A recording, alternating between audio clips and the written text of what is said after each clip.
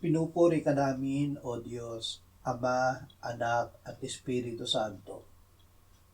Salamat, Ama, na ibinigay mo sa amin si Jesus na iyong anak, na namatay para sa aming kasalanan, iyong muling binuhay, iniakyat at iniluklok sa iyong kanan sa langit. Salamat na ibinigay mo sa amin ang iyong banal na Espiritu, at sa pamamagitan niya ay ibinuhos mo ang iyong pag-ibig sa aming puso.